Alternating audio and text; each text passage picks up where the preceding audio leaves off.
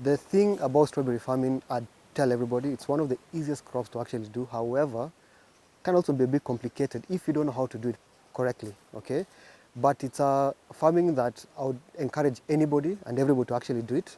One thing, because you don't require a lot of money to get started. So there's been a notion over and about, because I've met so many people who are come here for class. They'll say, oh, I don't have X amount of money to get started. But I always look at them and say, so how much money do you have? So you always find they always have like around maybe 20,000 shillings or 30,000 shillings. For them, that's little. To me, that is a lot. Because again, you don't require to have a large piece of shamba to get started. I think one of the things I'm really going to insist about is that you don't require a large piece of shamba to get started.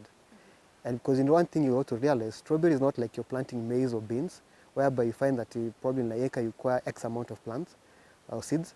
Because for strawberries, just about the number of plants, okay? Because just to give like a rough estimate, 100 plants, very small portion of land there, give like around 5 kilos per week, okay?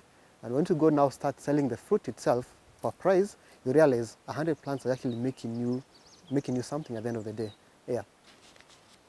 Then take your 2 fingers, wrap it round, press, gently, gently. Actually, strawberry farm does not even start from the seedling itself. So that's about your land preparation. Because remember, for us, we're doing it organically. Now, most farmers who are doing their strawberries or even other crops, they're doing that probably just chemically, and they're told to buy fertilizer. They're always told to buy NPK, which stands for nitrogen, phosphorus, and potassium. Now, we got organic sources of the same NPK, which is literally at zero cost. For example, nitrogen, we get it from our chicken manure. Phosphorus, we'll get it from our vermiliquid. Potassium, we'll get it from our wood ash. Especially now the wood ash part of it helps very much, because to get sweet strawberries, you require potassium in your fruits. And the same potassium that you get from wood ash is that's why you've never eaten a ripe yellow bitter banana. That I can literally put a challenge to you that. Because banana is always sweet, okay? And to get a nice red yellow strawberry that is sweet, you require potassium during your land preparation. So prepare your strawberries beds very well, and have to be raised. Because if you don't do raised beds, again, you're going to get a problem, what we call botrytis, basically fruit mold, okay? And that actually destroys your fruits at the end of the day, because you're going to get mold on your fruits and you can't sell that stuff, okay? Before buying seedlings, prepare your bed properly, okay? But the good thing about it, you always train farmers how to do that and do it properly, okay? Secondly, comes now to the quality of your seedlings.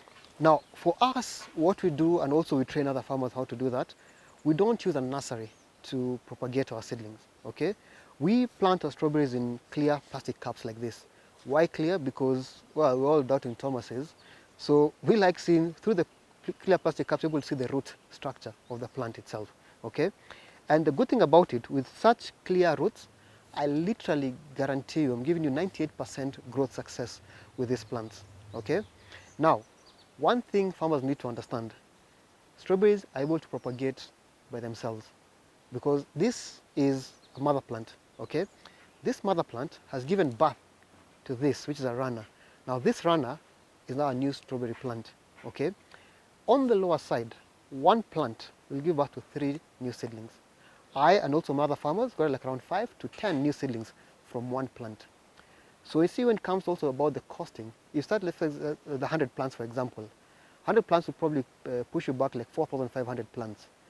But again, you find that from the 4,500, and you propagate, let's say, like 5 seedlings per plant.